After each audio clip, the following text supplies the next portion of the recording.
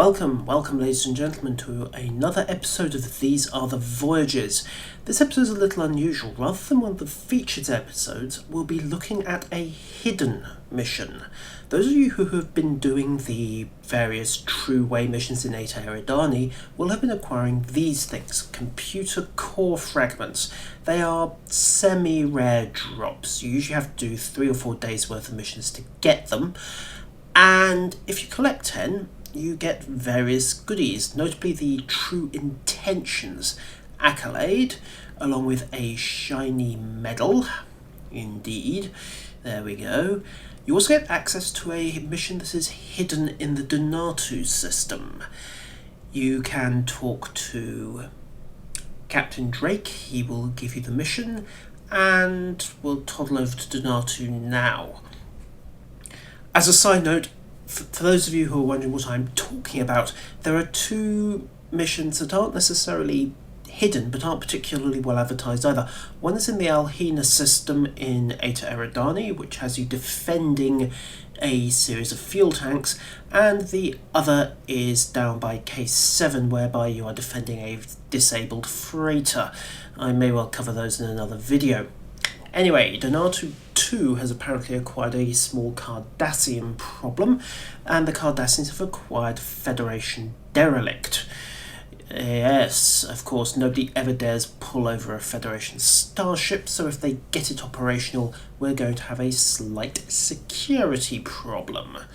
After all, the incursion was able to cause havoc just by faking the appearance of another starship. And, well, you can imagine what a Cardassian would do if they had, say, a Vesper heavy cruiser toddling around Federation space. Anyway, your officers will give you various detailed reports on the system. The key one is this: you are going to spend the entire mission at red alert, because the magnetic field from the planet is playing merry havoc with systems. Although it has to be said, it didn't seem to have that much of a dent. I still had a good 11,500 shields. Catch number 2 on the mission is that the Cardassians weren't entirely unprepared for you. The dev team stuck some turrets in the asteroid belt. You can kill these, it's probably unnecessary. You can just bypass them and go for the objective marker on the minimap, but you're going to run into a lot of turrets on the straight line route. If you're not interested in a fight, I suggest trying to go around, or at least just blowing by the turrets. Yeah, I chose to wreck that one. Incoming enemy transmission. Yes, it's a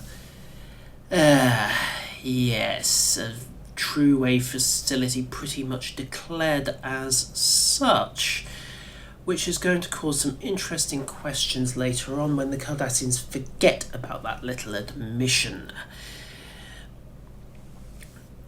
Now, this is actually quite a nice mission in its way. It's throwing in an environmental hazard. Although this causes problems of its own, it's a nice concept. I think the last time we saw this was in the Briar Patch mission. I can't even remember the name, it was that long ago. It's one of the early Klingon augment missions. Anyway, it had the exploding gas pockets. They used that in one of the PvP arena maps as well, and since then, its space has been actually quite benign, aside from the fact you can't breathe in it. Anyway, there's the Cardassian station. You can see various turrets dotted around the perimeter, although their pattern may very well indicate 2-dimensional thinking, perhaps something up on the Z-axis. And yes, there we go, we're close enough to pick up our target. You can see it's powering up. That essentially gives you a time limit. There's a Keldon class off to starboard, and the turrets are similarly vexing. So we will just barrel in, take the straight line approach, and focus on beating down the ship before it can power up. And at this stage, I think I will just speed everything up. Let's save some time here. The combat scenario itself isn't anything particularly out of the ordinary. One opposing cruiser a heavy photon turret on the station, and depending on your manoeuvring, you're looking at 1, maybe 2 beam turrets having the range on you at any given moment. Obviously, common sense dictates that since the cruiser is powering up and on a clock, that's the first thing to die. It's also relatively easy. There we go. That takes care of the mission. You can, in theory, abort at this point, but you've got this gather intelligence objective. So let's just clean everything up here. Cripple the station's defences, kill that turret, and then turn our attention to the Keldon, which has apparently wiped out my photonic fleet. Ye gods, that's unusual. Anyway, high yield through the down shield facing, plasma dump to take on the photonic gallows. This is pretty standard stuff. Repair skills are kicking in. I really don't like Keldons. And the Cardassians ring you up and act all outraged. Yes, we are peaceful, heavily armed civilians who just happen to have an automatic turret system that fires first and declares you to be the true way, who are, of course, avowed enemies of the Federation. So, in fact, you're not civilians at all. Anyway, that concludes the secondary objective. You now have the intelligence pointing you to the Pycarnis sector. Now, the Tribble patch notes have hinted that there are missions going into Pycarnis for Season 3, so I imagine that that is a teaser of what is to come. Those Cardassians really shouldn't have turned left at Albuquerque. They're getting horribly, horribly lost. Oh yes, this is the only real niggle I have with what is a pretty nicely done mission. Namely that, if you look on the right hand side of the screen, you'll see the Ops tab is flashing away. Pay attention to that, because I didn't. It took me rather a long time to work out that that flashing dialogue box is how you get out of this system. Because you're in red alert, of course, the conventional warp out option under your clock at the minimap does not work.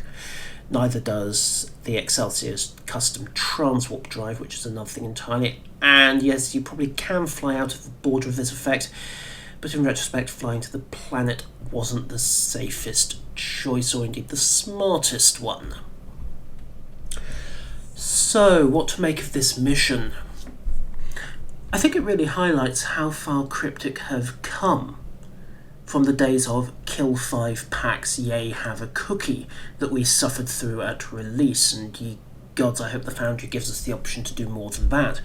Because we now have environmental effects, we now have plot, we now have secondary factors, map design is getting smarter, witness the use of line of sight on the asteroids to hide turrets from you on your initial approach in that mission.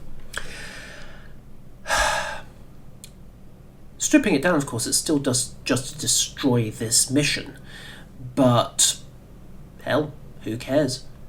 Straight MMO gameplay, where hey, Drake's happy, we're happy, and I'll see you next time.